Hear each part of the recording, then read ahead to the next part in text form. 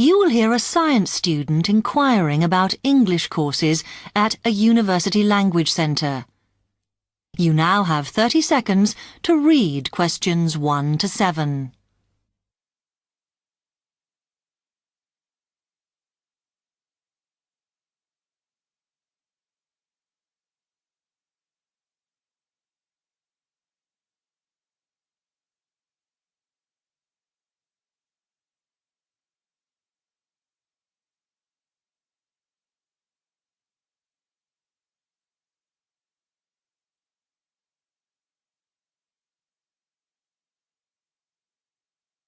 Hi, I've come to ask about the English courses you run for international students. Oh, right. I assume you're a student at the university. Yes, I've just started. Okay. Well, we've got a range of courses. It depends what you think you need and how much. Oh. We can't run everything at the same time, though. So, for example, in this first term, we are just doing a writing course. I see. That sounds quite useful. What else is there? Some of the courses only run for single terms, and we tend to focus on what students have difficulty with. That means we don't usually do speaking courses, but next term you can do listening. Oh. That'll help you with lectures and things. Our provision is all based on what the majority of our international students need. So is everything term-based? There's nothing that you run all year? Well, let's have a look. Yes, there is a class for vocabulary and grammar every term. That's for everybody, but it's split into 3 or 4 levels. And what about in the holidays? We don't do anything during the winter or spring break. Oh. But over the summer, there's just general classes because that's what most students want. A bit of everything. Mm-hmm. Okay, quite a variety then. I'll have a think about what I really need because I haven't got much time. Do you have about 20 students in each class, the same as our science seminars? We try to keep it at about 12 and certainly not more than 15. It's important for language classes. They're very different from your normal courses. Right. And how much are the classes? The rate varies depending on how many hours you attend, but you shouldn't have to pay. Usually, the department will fund you and even sort out which classes you need. Brilliant. It would be quite useful for me to have a certificate to take back to my country. Do you put us in for exams? Yes, but we don't like them to clash with your main course exams in June, so we run them in May. Oh. That leaves you time for revision. Do I have to sign up for something now? I'm not quite sure what I want. Classes haven't quite started yet, so you've got time to decide what you do. All we insist is that you sign up before week 5. That gives you about 3 weeks to decide. Okay.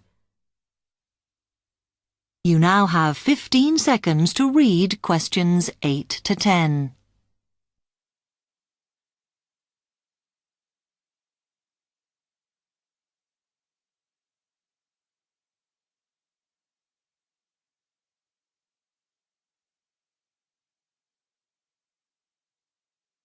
Then, when you've made up your mind, you need to come back here to the administration office to enroll. What do I need to bring with me when I enroll? My identity card, I guess. Yes, or your passport. Uh-huh. Then you'll be given a registration form, which you'll have to show to the teacher when you have your first class. Okay. And should I ask my tutor about which classes I should do then? Yes. Then you get a note from him and give that to the desk when you register. Can I use the computers here as well? Yes. You'll be given a password when you go to your first class. So remember to bring a disk with you to save your work on, as you won't be allowed to save it on the hard drive. Okay. Will I need anything else? Dictionary? We've got loads of those here that you can borrow. But you'll need a notebook as we don't provide paper or files. Okay. Thanks. That is the end of part 1. You now have half a minute to check your answers to part 1.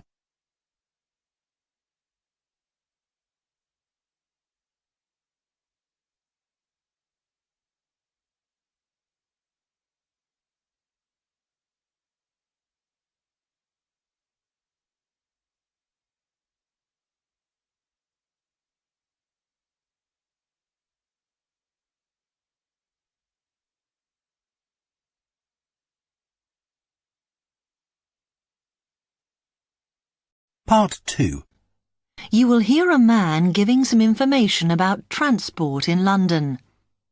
You now have 30 seconds to read questions 11 to 15.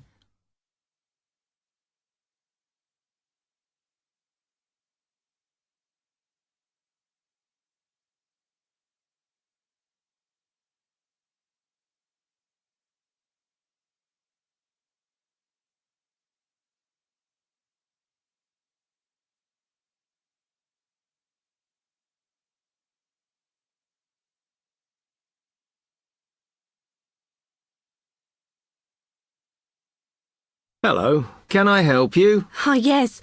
I was wondering what the best way was for me to get around London. Well, there are a lot of possibilities. As you probably realise, the main ways to get around are bus, train and tube. Oh? The Underground. Oh. It depends how much you want to spend. All forms of transport offer special tickets, such as cheap day returns on the trains and so on. Overall, you'll spend less on the bus, as it operates on a basic flat fare for each journey. But of course it may not go to where you need to travel to. The mainline trains only operate in the outlying areas, though a few cross London, whereas the tube has stations which are placed in central areas of the city, close to the main sites and shops. Obviously there are more bus stops, but you will probably have to change buses to get where you want, which can be inconvenient. You will find that the buses are mainly in the central areas, but some tube lines go quite a long way out of London, so you could use this for longer journeys. Having said that, the tubes do get very crowded, so you should use the train if you want to sit down. It does depend where you're travelling to. Well, I'm living on the outskirts, but I have to travel into London to college every day, and then around London when I'm here. OK, so time is going to be an issue for you. The tube should be fast crossing London, but quite honestly, there are so many delays that it's not very efficient. Again, the train has fewer stops, so is probably your quickest option to get to and from college. Of course, which service you use might depend on how frequent it is. I mean, the trains might only be every 20 minutes or whatever, but a timetable is published to save you hanging around. There are a lot of tube trains at busy times of day, but fewer at other times, whereas the buses run every 5 minutes through most of the day, and there are night buses. But you'll need to check out your route first. You now have 30 seconds to read questions 16 to 20.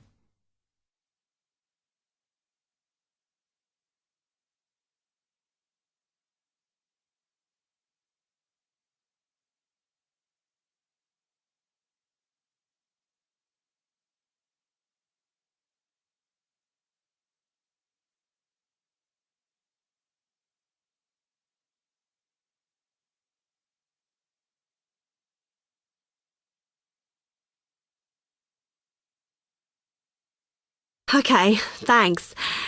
How can I get from here to Hackney then? Right, well, you can choose. We're here at the information office, OK?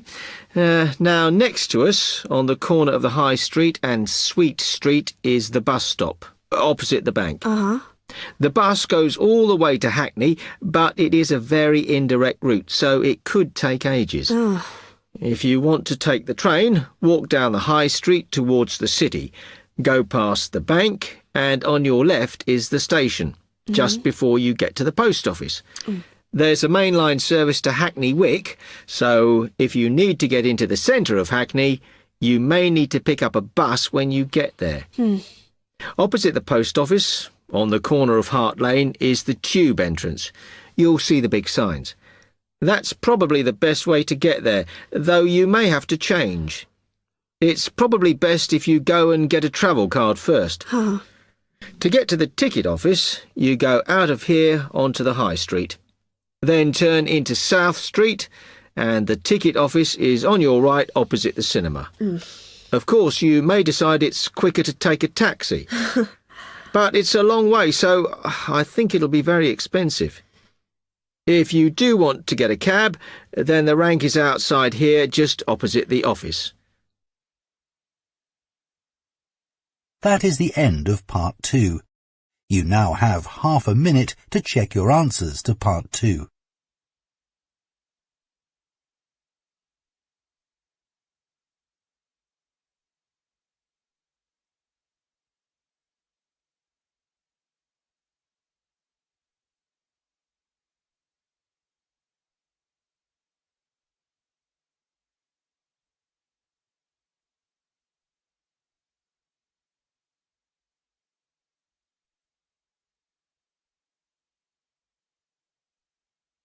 Part 3. You will hear two medical students, Caitlin and Hideki, discussing options for courses. You now have 15 seconds to read questions 21 to 23.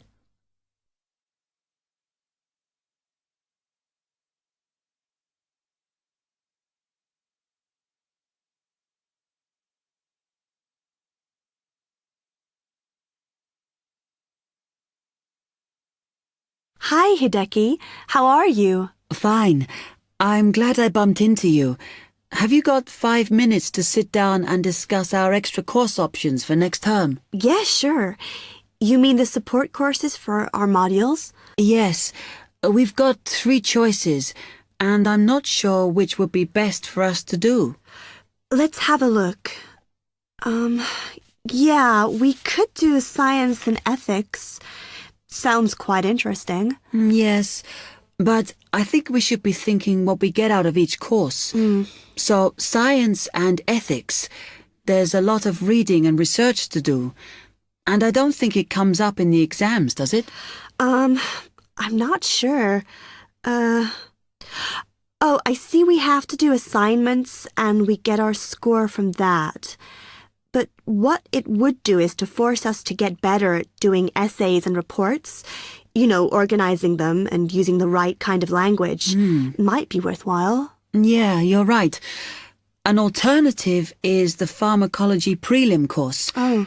I think it's in case we want to go on to transfer to pharmacology at the end of the year, because lots of students do. So it depends what we want to do in the future. But apparently, they send you off to find out about various companies and the differences between their products. It would give you lots of practice in investigative studies and analysis. I think I'd quite enjoy that. Yes, I see your point. Then the other option is reporting test results. Sounds a bit boring. Not sure why they have a separate course just for that. Well, I could certainly do with some help in that. Because if you go out into industry, that's what you'll spend most of your time doing. So it's got a very practical application. I think I'm going to go for pharmacology. Me too. You now have 30 seconds to read questions 24 to 30.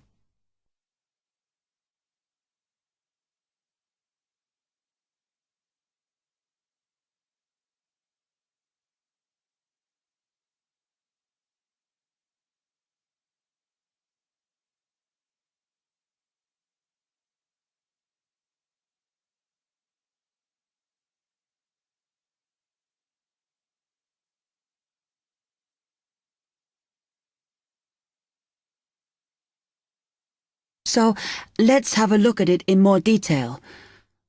Oh, goodness. If we do pharmacology, then we have to do a supplementary maths course. Oh no, that's not fair. Mind you, I think I need it.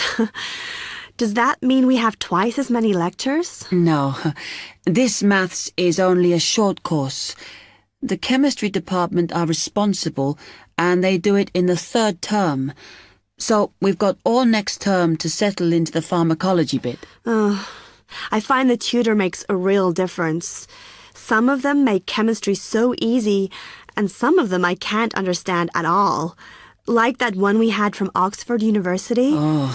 Mind you, the one on this course should make sense because he's a lecturer who's coming in for a few weeks from industry. So at least it'll be linked to the real world. Yeah. The project we have to do on this pharmacology course is huge, and it doesn't give us much time. We have to make a decision about what we want to do on the project as soon as we start in January, and then hand in our plans before the end of the month. Doesn't give us much time to sort out what's possible or not. I mean, doesn't the scale of our project depend on what resources we can have? Like what equipment we can use? I suppose so, though I think there's plenty available.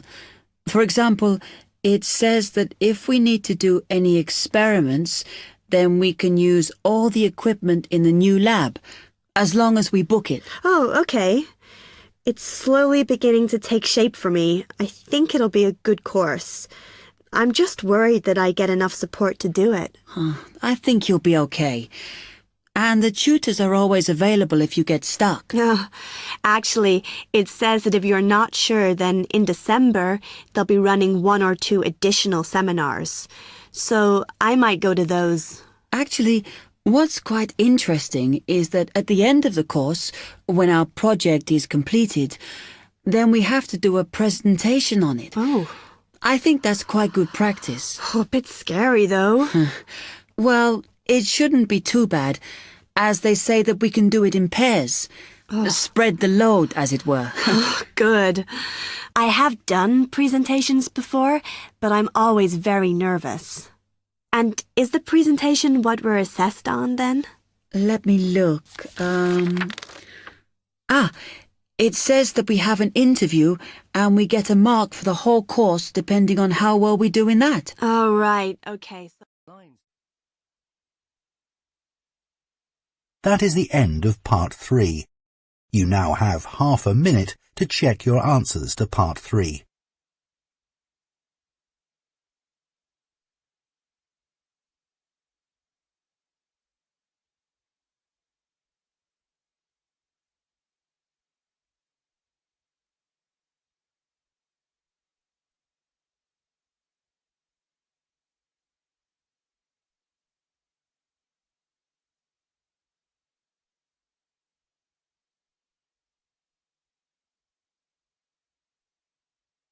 Part 4. You will hear part of a lecture on cities of the future. You now have 30 seconds to read questions 31 to 37.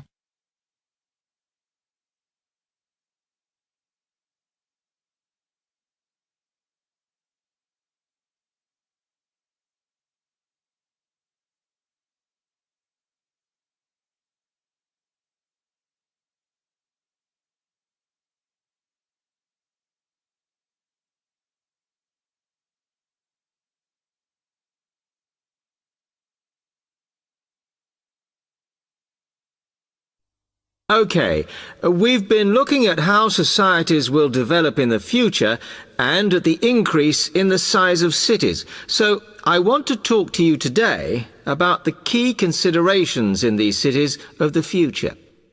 There are 3 key elements I want to look at, and these are the new features they will have, issues of size, and the main problems to be considered. First of all, individual transportation will be a big factor in these new megacities as public transport becomes unmanageable. There'll be a huge rise in the use of segways, which are personal transporters like motorized scooters. As a result, and partly also to reduce pollution, roads will be altered so that they are narrower and will take up less of a city's space than they do currently. Naturally, this is a major change to the infrastructure, and something that may hinder it is the huge amount of investment it will require. The next thing is, what is going to happen to the commercial areas? We do not want these to become even larger concrete jungles than they are at present, so we have to look at design. And current designs for city development include building gardens on the roofs of these buildings to make a more pleasant environment for workers. And you may think that these areas will expand to cope with increased commercial activity. In fact, the prediction is that they will cover 1/5 of the area that they do at present as we build upwards. The exception to this is shopping centres, which we predict will expand with more and more temperature-controlled malls. What may cause difficulties is that the superstores will be confined to the outer edges of the city, as they will be too big to fit into the new malls. Then, of course, there are the residential areas, and these will undergo their own changes. One particular development will be houses which are built from glass, as innovations in this material allow it to provide light without causing problems with temperature inside a building.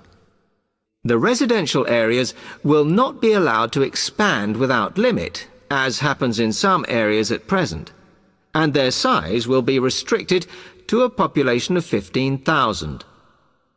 One issue, which has yet to be resolved, and I'm not sure it ever will be, is how we manage to house older residents. They will be increasing in numbers as time goes on. Finally, how will these cities live? We know we have limited energy sources, so what will we do? Well, something currently in development, which will be a feature, is that waste is going to become an energy source. For example, to provide gas in homes. Also, as new technology and systems are developed, we will find that energy plants will become smaller. Another energy source we could use, but one which raises issues of having enough space and too much noise, is wind farms. Because of the problems, I'm not convinced these will be the grand solution to our energy problems that we thought they were going to be. You now have 15 seconds to read questions 38 to 40.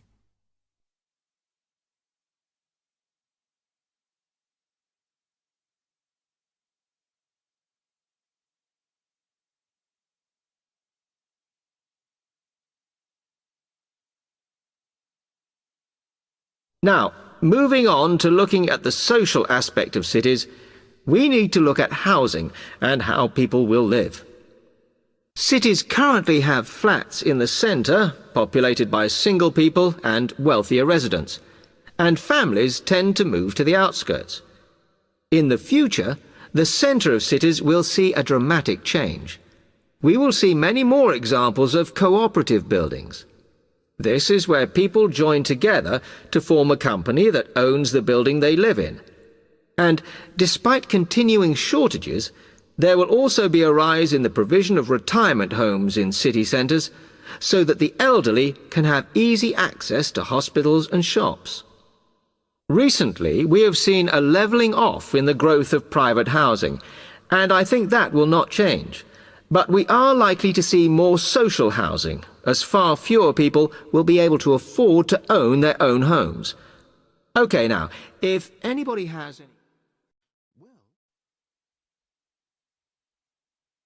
That is the end of part 4. You now have half a minute to check your answers.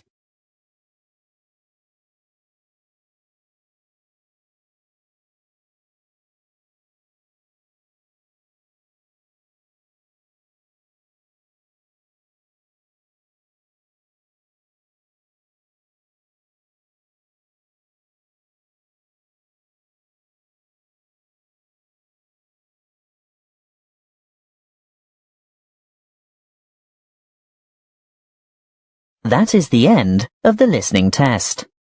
You now have 10 minutes to transfer your answers to the listening answer sheet.